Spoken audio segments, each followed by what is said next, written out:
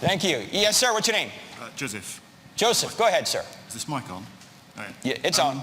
So, very similar question, but from a different perspective. So, what's his name? It's the guy you mentioned, Christopher Hitchens. Yes, Christopher Hitchens, yes. In one of the debates that you had with him, he stood up and he said, God exists.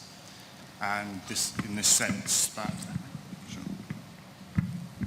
Joseph's just tall, so... You can just take the mic off. Take it out of there, Joseph. That's all right. Just take it out of there. Here you go. So that God does exist in a sense, that he exists in the minds of people. But he has no existential stuff. He's not made of matter. He exists in the same way that logic and reason and concepts exist.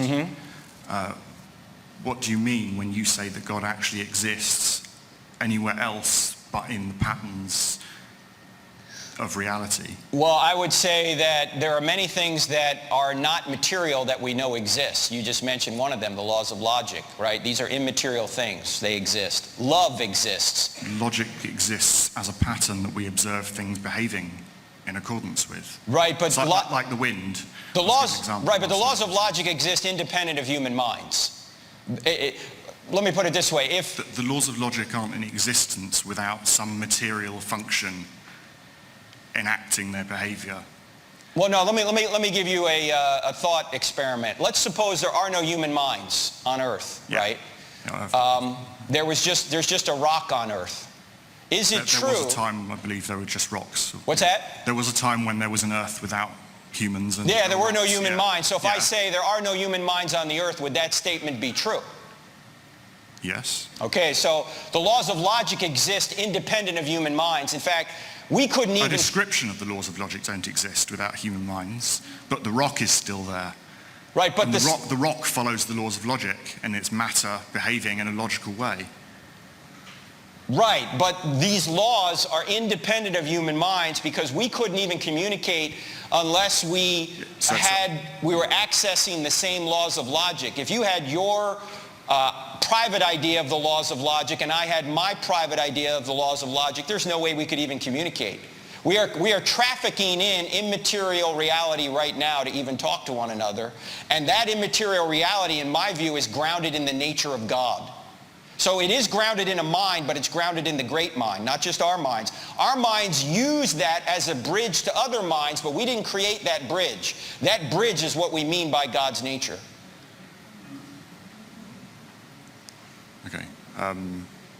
You're not making a distinction between what's material and what's immaterial. And if you're saying God is something immaterial, then it exists only as a pattern in the material world. No, what I'm saying is if there were no material, minds. God would still exist. And Lawrence Krauss, it's a very funny way of pushing off the argument, but nothing in effect did create God in the same way that it created the description of logic. The universe came into being. God wasn't created. That's the point. It's like Aristotle. So Aristotle you're saying that, but then you can't demonstrate that God didn't get created.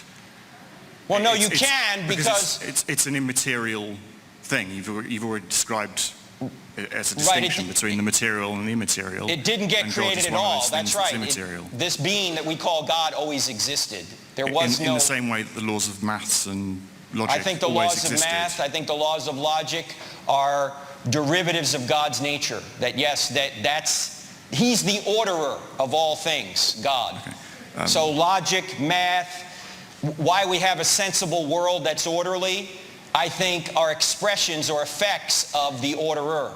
In fact, tomorrow night we're going to talk about why God is actually needed for science. Now that may sound crazy, but I think without an orderly universe, there would be no way we could even do science. And I think there must be an orderer for that. Yeah, I'll ask another question tomorrow. All right, thanks, Joseph. Good questions.